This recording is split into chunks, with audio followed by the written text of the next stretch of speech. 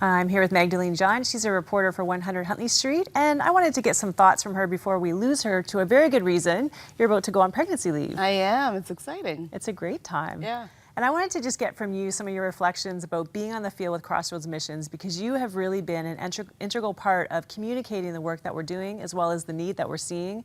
And I don't know if people realize how much it affects us when we go out in the field. And one of your most memorable trips was to Haiti 9 months after the earthquake. Tell me about that. Well, I think the most impactful day was we were at the presidential palace, which everybody's seen the pictures of this collapsed, it kind of looks like the White House in Washington, this collapsed building. And I was doing a stand-up, which is basically talking to the camera. And this man kind of was just getting our attention, saying, the real story's back here, the real story's back here. And there's this huge tent city right across the street from the presidential palace.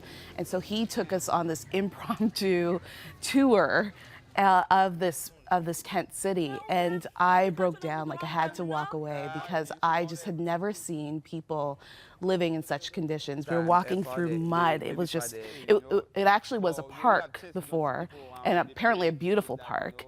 And so everybody had just brought their tents there, just running for whatever, salvation they could find.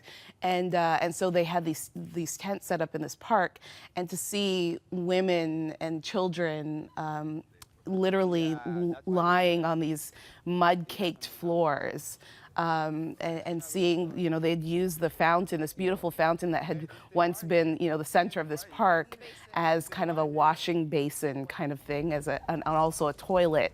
I mean, it was hard to digest. It was hard to see it. And I think what also impacted me is a lot of people thought I was Haitian while I was there. And so people would come up to me and they'd speak Creole to me a lot. And I'd be like, I have no idea what you're talking about.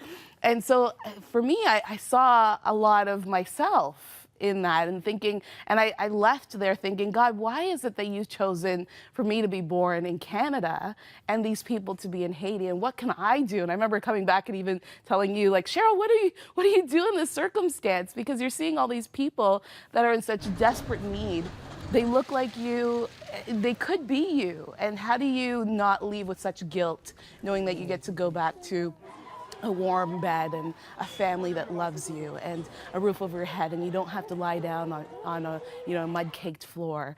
And I remember you saying to me that my job is to tell the stories and to share these stories with people so that they are moved just as much as I am to do something. And I know that day it was great talking to you about that, but I also felt like, okay, that's my job. That's what God has called me to do, is to be able to tell these stories. And the same way that I left Haiti that day, knowing that I wanted to affect change and help bring change to that country, I know and I hope that many people who watch these pieces will also want to do the same. Yeah, I always feel like, we need to reflect the impact, because sometimes you're removed from television when you watch these people, but when you see them face to face and you talk to them, you can't remove yourself anymore. Yeah. And I remember the one thing your husband said to you was, do not bring a child home from Haiti. How hard was that?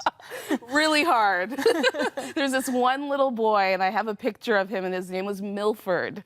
And Milford followed me everywhere for the full day that we were in this one area of Haiti, and he just followed, and he looked exactly like my son. And it was so hard to not want to stuff Milford in my suitcase. And it's been 3 years and you still remember his name, so he left a lasting impact. Well, Maggie, thank you so much for what you're doing and in your ongoing support of Crossroads Missions and the great work that's being done overseas.